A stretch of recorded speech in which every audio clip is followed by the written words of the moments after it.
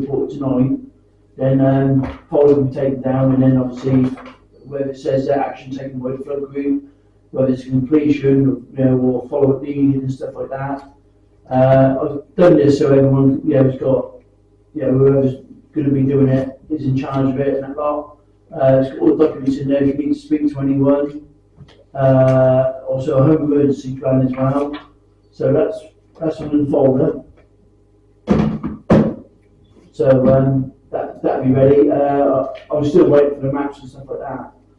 So I really want to get one from like 60 years ago or 50 years ago, and then a recent one, and then we can plot where the flooding is more occurring now, where new houses have been built and stuff like that. So you've got a plan, and it'll all be in there. Okay, Amanda. Can I propose that AD heads up this flood action group? He's put in an awful lot of work. Obviously, we went to that Somerset Prepared Day, absorbed all the stuff. We've had a couple of meetings about it, haven't we? And we've flashed some stuff through. He's worked very, very hard on getting all this, and he's going to put some PowerPoints together for, ideally, we'll present it to the village. And I think that he's best placed to head up this group if everybody agrees with it. But I'd like to propose that that's what happens. Or is AD happy to do that? Yeah, because I've got to draw some up for BKN next month to say that we are doing a flood convention group. So for March, the deadline is the 12th. Yeah, I know. I'll get it to you on the 12th. Okay. Yeah, because that game will give people the idea of who they contact in terms of getting information into the file. So yes, it's getting some formative. And you'll sort out dates for your group to get together as well. Yeah. With a You've got all the emails for the volunteer. I'll send you the email addresses for those that are volunteer. Yeah. There's 4 actually in total. One of which Yeah, I've got 2 anyway. I know of. Yeah. There's 2 others as well. Colin. First of all, I will be happy to join the flood group. Yeah. And I think Andy will as well. But can I just ask what's happened to the pump? Because it used to be fired up every so often to make sure it was okay. But we haven't done that for ages, have we? Have we? Yeah, 2 days before Christmas. All right, okay. We'll do it at 10. Everything's Yeah, I've put some new wheels on it, so it's easier to manoeuvre. And Is it it's the all new petrol? Yeah, petrol. Thank you. Thank you. So the pump is in the parish council storeroom, isn't it? Yeah. And just to confirm with the pump, all the plumbing, the pipes and stuff that go with it, that's all okay. Yeah. It's not parish that it is. Okay. No, the one parish pipe we chucked a few years ago now, but I think that's because it got wet when it was stored outside. Got wet? Yeah, it was a bit rubbish. It got flooded, didn't it? Okay. Well, again, Like if you've some done sun. Yeah. liaise as part of the group, which would be good. Yes. Also, Chairman, if you've got a flood group, you are going to need fizzy jackets, yellow fizzy jackets for the whole group. There's a whole list of gear there, isn't there? Yeah, I've got a list of gear what we want, but the main thing is a yellow vest, because if you're walking around the village and you've got nothing on. You could be told.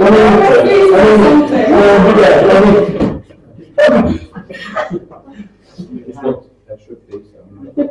Yeah, I've still got mine, but we had trousers and thick jackets, not vests, because if you're going to get called out, the weather's going to be bad. Yeah. So you don't need a vest, to be honest. You need the proper kit. So I think if again, flood group can work up a list of what you need and then bring that to us, and then we can sort out a budget. Because I spoke to someone as well about equipment, Yes. and we won't be able to get discounted stuff through them. Okay. With not so much Wellingtons, but trousers, waterproof trousers, and jackets. Mm-hmm. Big jackets, but also little fleeces if you're not doing it, but you're going around doing an inspection. Yeah. Then you'll need little, fizzy jacket, because big jackets on a really hot day you don't really want them. Yeah. So, but yeah, see how it goes with them. Well, I think as part of your group, if you can come up with a list of what is required, both in terms of clothing-wise, but also we talked about signs and stuff before. What we've got on the list that we need to top up. So if you can prepare that and then we'll stick it on the agenda with some prices, then we can bring it to the meeting and get on with it. Okay. So So just leave the flood action group actually as a regular item, and then we can revisit it when we need And to. ADs, and that's it, our ADs. Washing your hands. No? Washing your hands. No, it's not that, it's just that he's so efficient with it, and he's, because he's already got qualifications to operate some of this equipment and stuff. Okay.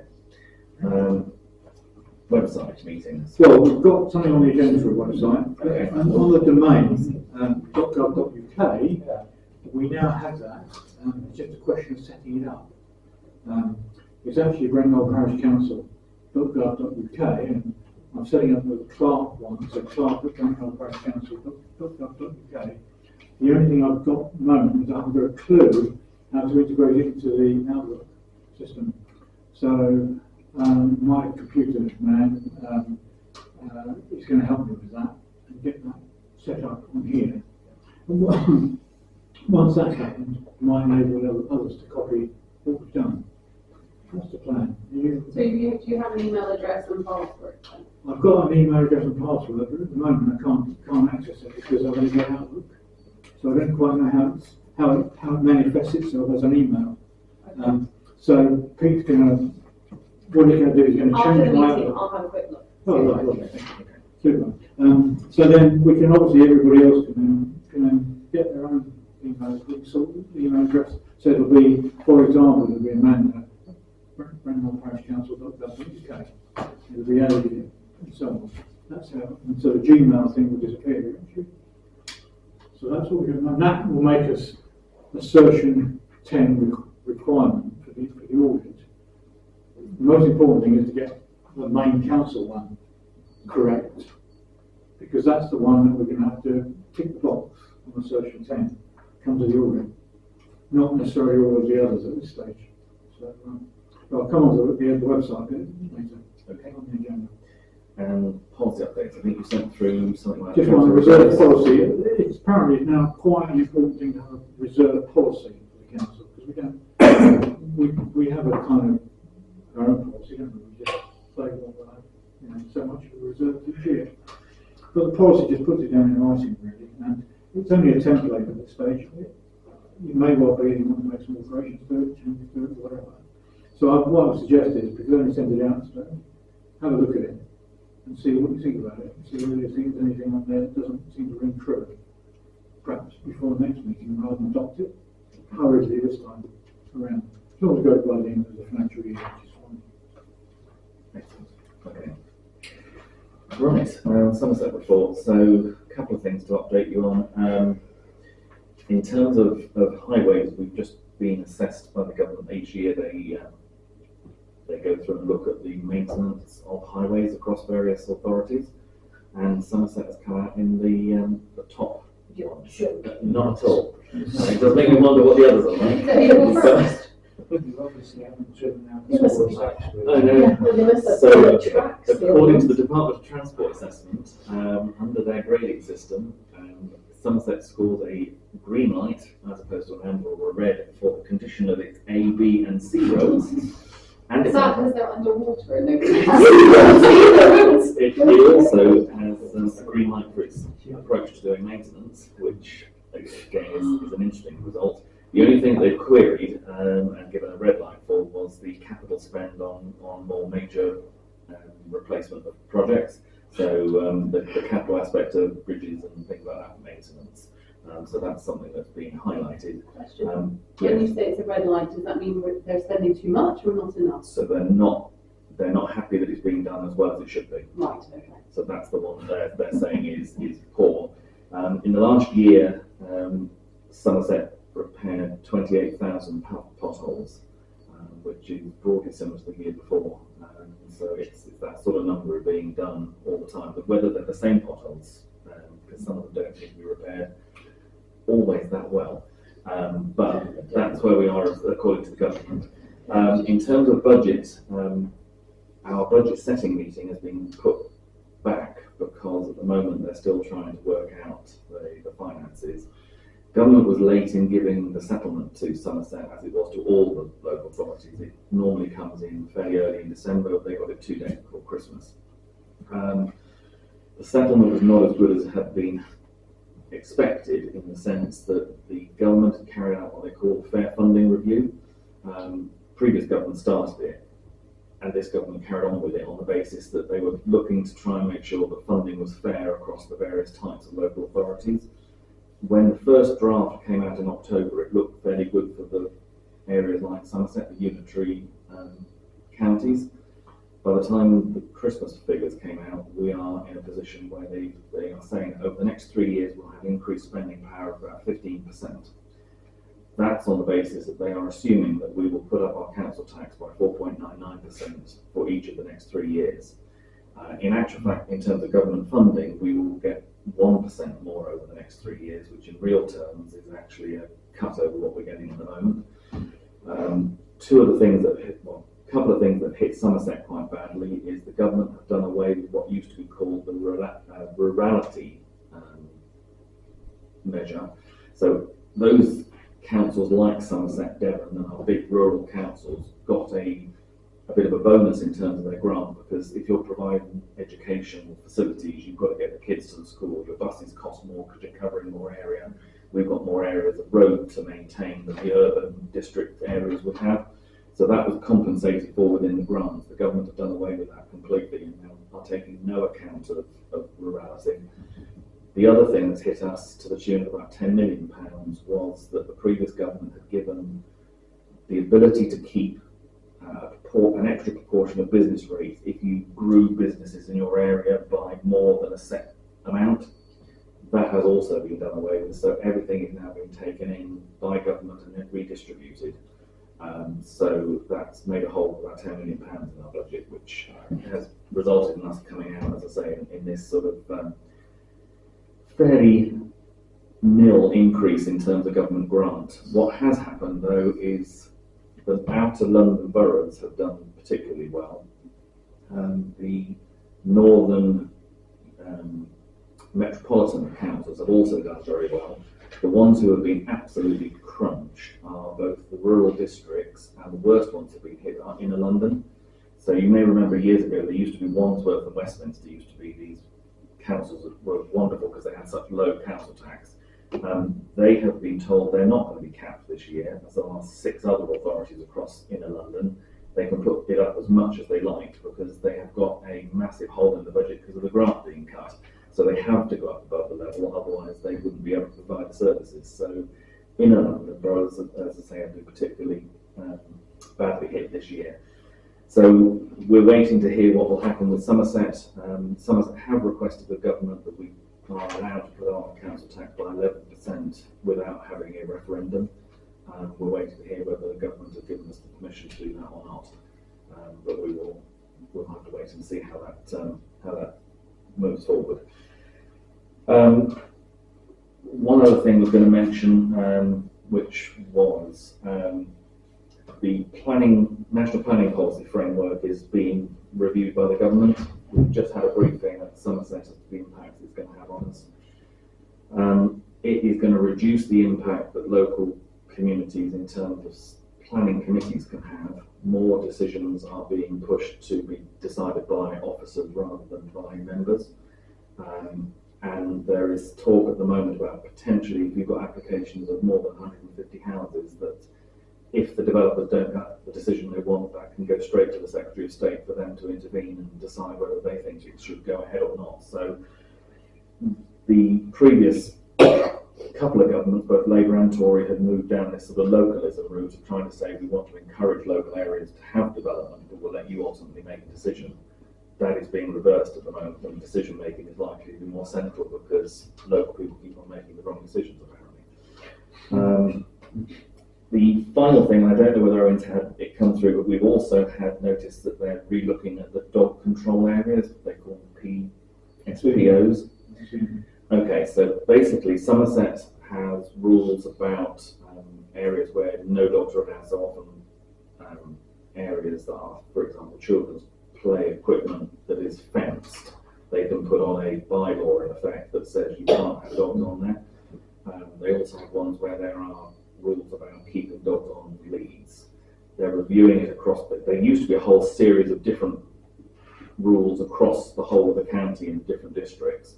they're looking to bring that into one document with everyone. So they're writing out to parishes asking that if there are areas that people want to suggest that should be included in that, that you let them know. So that is something, if you could maybe check, Owen, that because that's something we need to be looking into. I think the deadline is March, that responses have got to be back by the 20th of March, so we could do it at our next meeting. Yeah, I can find that, I can check that for you, but that's something we do need to make sure we've got our comments in. I know it came up at East Brent last time and they were looking at their children play areas, because the one thing they have that we don't is they are completely fenced, but it's something we need to look at. But are there any other questions on Sunset Charlie? Can I ask a question? Why don't we have this area fenced here? In terms of the whole green, or Well, the whole area of the green is fenced except for this one piece, isn't it? Yeah. Why isn't that piece fenced? I mean, it could be if members wish to. It's not been, because it's been something that's been an access point between the Yeah, I'm thinking hall and the. we can have a gate in there, but I'm wondering if Not when you've got fake and that, all that lot going on, but it's a lot easier with just a patio there and it's nice and open. It's calming. I just wondered why it wasn't. It's calming. If you fence it off, it's like a prison. But if it's open, it's calming because you sit there in that one patio and that one. It's mind. Oh. We could plant some herbs out there or something to sell. Okay. So, financial report, Owen. The statutory list has unchanged for February. This is the 24123 resolution, March 25, which we should be reviewing again next month, of course, we'll come around in the March period again. But at the moment it remains the same, and there are no changes to that, no changes to any of the amounts there. So I just need a resolution to continue with the resolution that was made last March. David, seconded Amanda. All those in favour that we continue to pay those? That's unanimous. Okay. Now there's just a couple of payments. The bin contract from October to December, the Sunset Council, £608.40. This is not the dog bin, this is the rubbish bin contract. We don't pay for dog bin. You don't pay them. Then that's not collecting. I get little nasty notes saying, do you know you have not paid the bill? How many bins are there? Hey, we're not emptying the bin. No. How many bins are £608 then? It's quarterly, of course, it's a quarterly period. It's not a month. 3 months. For a week. I thought it was every month. So when they redid in the old setup, we used to pay for the dog bins. We didn't have to pay for the rubbish bins. Right. Under the new council, they changed it and said that any of the bins that are on the highway, they will pick up and not charge us for. So that includes dog bins and rubbish bins. Right. But any that are off the highway, so for example, the ones on the village Yeah. green or up at the Hill Lane car park, then they have to pay for those because they're not on the highway. Right. It's free.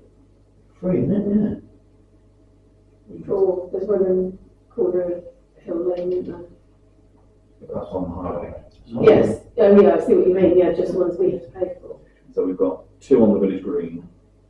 Yeah. So there's one on the green, one at the shop, which is currently floating. Yeah. And then there's the one up the Hill Lane. I think. So it's free. It's only three. It's only 3. It's only three. This one's at the bottom, don't forget, to Hill Lane. Yeah, but that's on the highway, Yeah. so that one Yeah, we we don't have to pay pay for. for that one. Yeah, So there's 3 bins there to weekly, isn't it? Yes. So it's Or 12, couple. so it's 12 weeks basically, that's 680 for 12 weeks. 50 quid a week. Yeah. So there's that, and there's also the Society of Local Council Clerks membership, 25-26, £200. So if we take those 2, are you happy that those are paid? That's unanimous. At which point I will leave the room, hand over the vice chair, and get Charlie to take you on that. These were 2 outstanding grant requests from last month. So we spoke last month about going back to the parish hall about them helping us fund the meet and eat and the good companions. So I took it to the meeting. I'm going to read the statement that I sent to the chairman and to Owen. Parish hall currently subsidises local bookings as bookings external to Brent Knowles have an additional levy. So if you're local to the village, they get subsidised. So if you say you're a local villager, you don't pay as much. If you're external, you pay slightly more. Additional children events and regular users also will get a discount. Although the parish hall understands the need for funding, their costs only cover running costs. So the electricity, gas, whatever. It doesn't cover maintenance. They do their own fundraising for that. So when you hire the hall, you're literally just paying for the use of the electricity, in essence, like we're using. Because of that, they don't feel, with the discount as well, that they can take any more discount, because how would they distinguish between meet and greet and good companions and other village groups that other people would say, well, we benefit the village as well. So they're saying, although they'd love to help, they would be put in an awkward position with other villagers. So in short, the answer is not on this term, not on this time. So they did suggest that we advise good companions and meet and eat to go directly to Nuttall Trust, because it was felt that perhaps they may be able to get additional funding from them. There was one comment made that actually the Nuttall Trust was originally set up by someone in Brent Knoll, and we don't receive as much funding as other areas like East Brent. So actually, if they went back, they are probably likely to get a grant. So it was asked, could we share the details of the Nuttall Trust with Good Companions and Meet and Eat? So. But they do qualify under sections 137, so they are, because they're local organisations, we can grant under section 137 legally. So that's what, those two amounts are listed there. 264 for meet and eat and 150 for good companions. They're the actual fees they pay the hall. Those amounts are what they pay for each year. How much have they asked us for the whole amount? No, they didn't. No. One asked for 100 and the other one asked. Well, these were the revised amounts that came, because we checked out, and this is exactly what they pay: 264 for meet and eat, and 150 for good companions. What did they ask us for? I can't remember. Well, they didn't actually put a figure. Okay. They just say, could we give them a grant towards their costs? The other thing is, do we know when the National Trust reactivation? So it's expired. Yeah, so they have to ask for it for next year. So, section 137 is very specific. You can only give grants to people who benefit the local community. You can't give grants to any other. And we can't pay meet and eat directly, and we can't pay good companions directly because they don't have bank accounts. We have to make it to an individual, which we can't do. So it has to go. The only suggestion was made that we pay the hall for their fees, because we can give to them, but we can't do it directly to those two charities. So I'm happy that we still give a donation amount to be agreed by members, with the caveat that they do look at sourcing funds in the future from the Nuttall Trust. So we pass on that information and encourage them to go to the Nuttall Trust. I would suggest we probably offer them £100. And I suggest the same amount for both, because they run the same amount of sessions. I can't remember what we gave me last year. It was more than, I think it was more than that actually, but I mean, it's up to you entirely to say what you think is a reasonable figure. How much should we give to the other charities? Well, we gave £100 to Re-Engage, we gave £100 to Samaritans, £200 to the St Michael's PCC, and Air Ambulance we gave £100 to as well. So most of it was £100. Yeah. Something like that. Okay. But that's my opinion. So Yeah, no, it's got to be fair, and like you said, it's got to be the same for each one. They put a thing in Brent Knoll saying that there's not many people over there now, truly, because obviously age passing away, but there's not many more people coming in. So is it going to close or eventually or what? You have to pay for the whole hire in case they all snuff it. Get a rebate. But it's similar to for every year. 150 each, where good companions is 150, meet and eat is 264 a year. And probably Because they have, not just they, the whole they They have, have more meetings. they don't do meet and greet anymore. They have more. They have one a month, don't they? How many do good companions have? I thought meet and eat was quite well supported. Is it Why not? don't you meet it? I don't know. I thought you said that lots of people went to it of all ages. That's what you said. Didn't you say last time? Because I thought it was. You said you. Oh yeah, it was a meet and eat, that's right, yeah, the good companions on thing, yeah, sorry, yeah, the good companions. Is Yeah, but it didn't Good Companions absorb what was left of the WI and stuff. I thought Good Companions was actually quite a.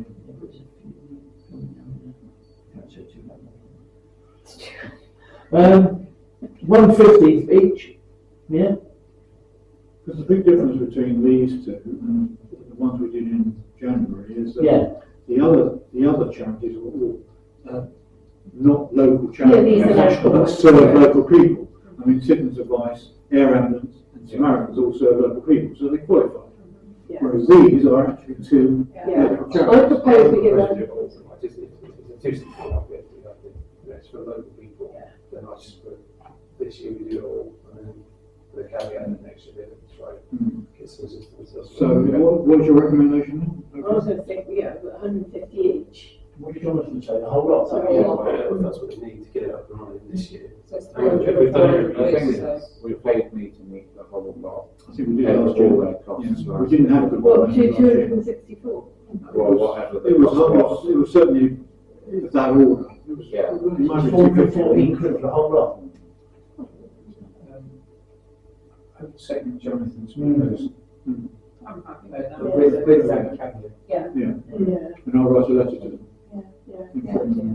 We have to vote on that. There you go. All right, good. Okay. Thank you, Chairman. Last change, yeah.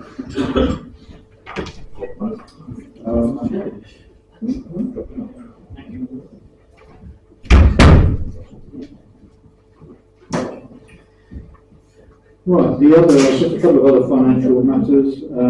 The payment list for January I've recirculated to everybody. That's the payments that we actually made from Unity Trust last month.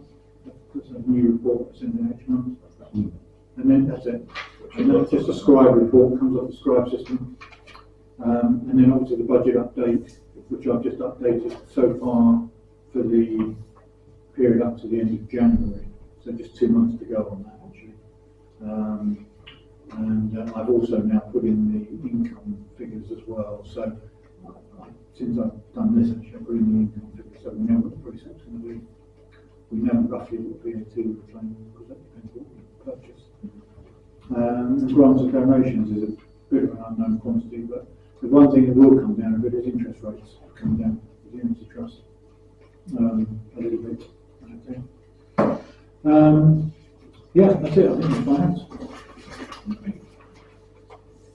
That takes us on to matters of consideration, so National Grid.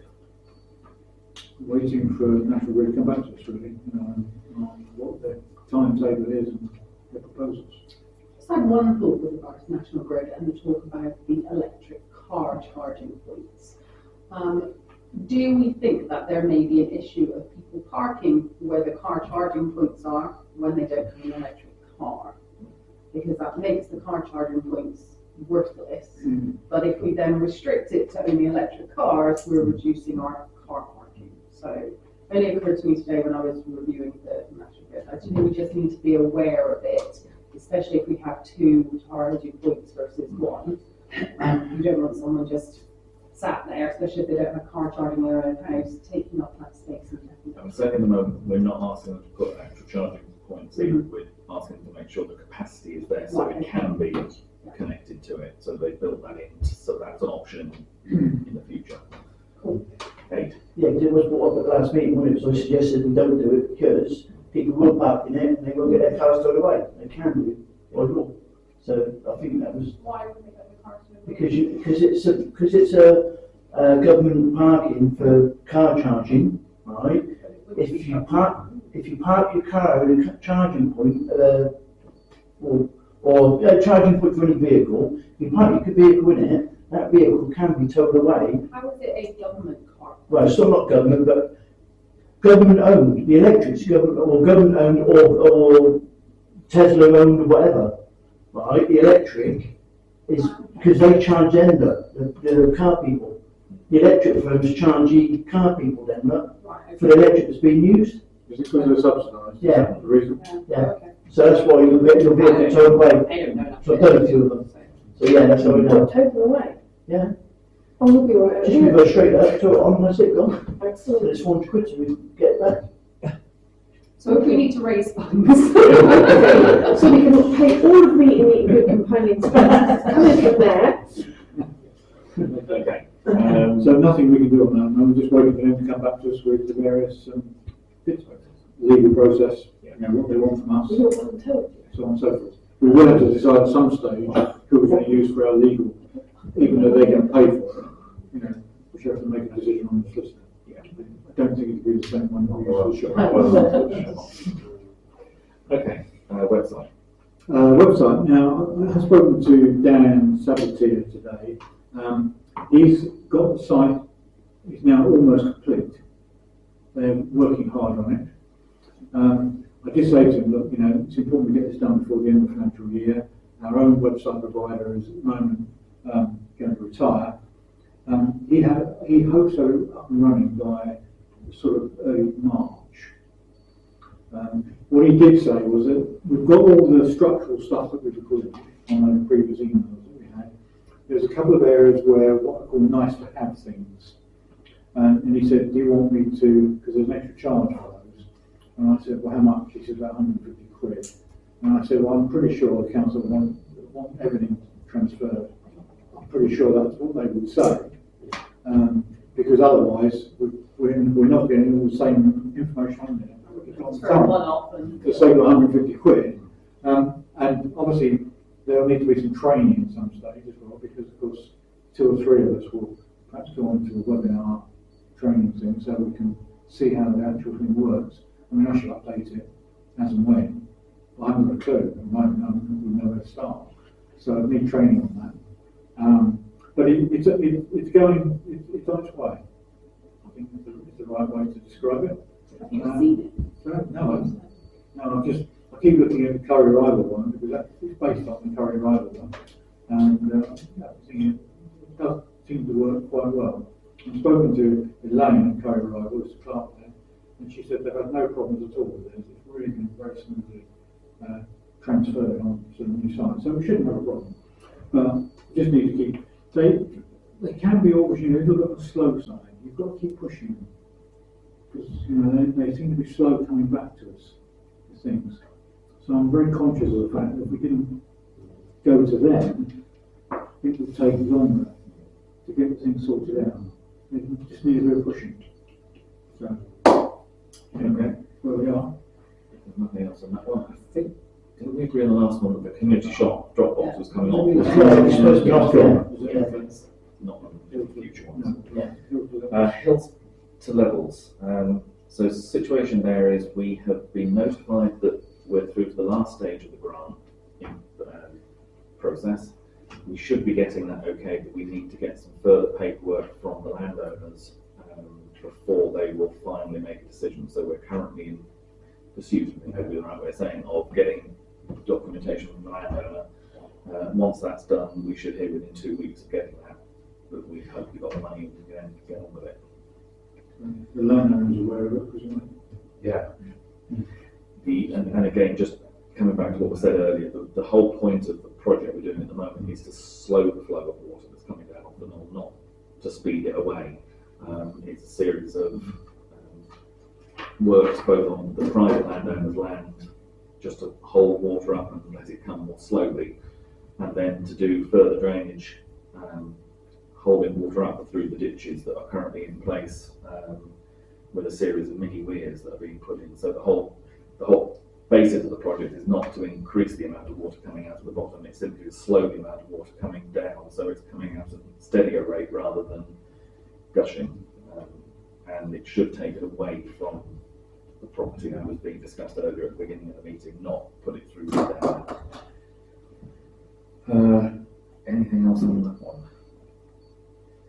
Cold calling signage request. It was Amanda. Oh, yeah, that's me, I asked for that, because, yeah, there's obviously, there's a few issues in the village with it, people going around saying, can we sort your driveway out, or in one case, somebody went and cut someone's bush and then said, you owe us this money, and stuff like this.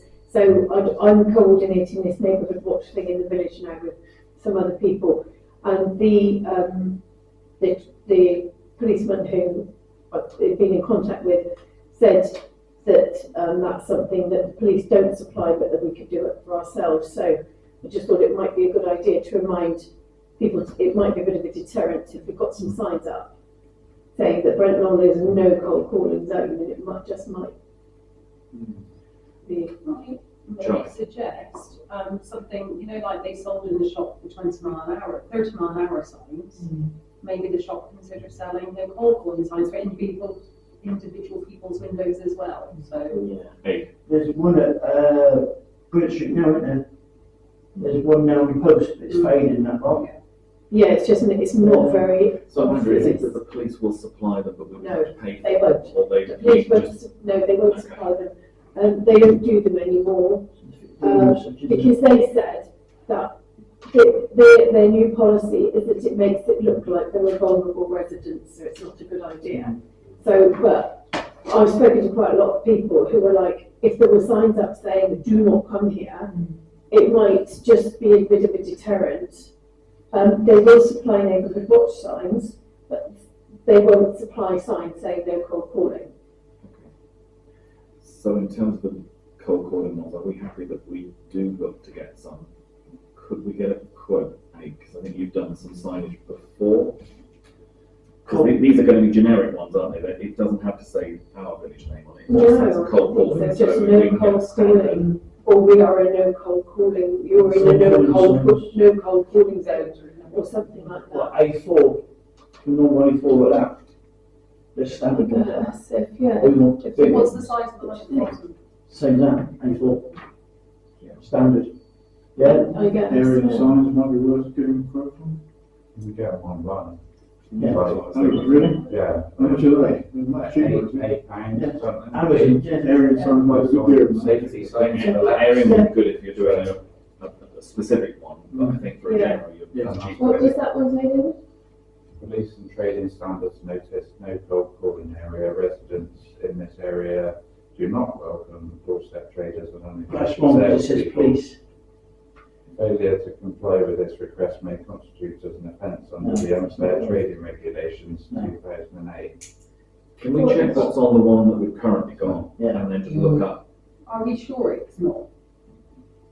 The police was That's the police aren't that's approved supplying on them. these websites. So the police aren't It says- supplying the signs, they're not saying that they won't enforce it under regulation, whatever. So it could be the sign is I accurate. don't think these It's people just would be the allowed police to will sell them.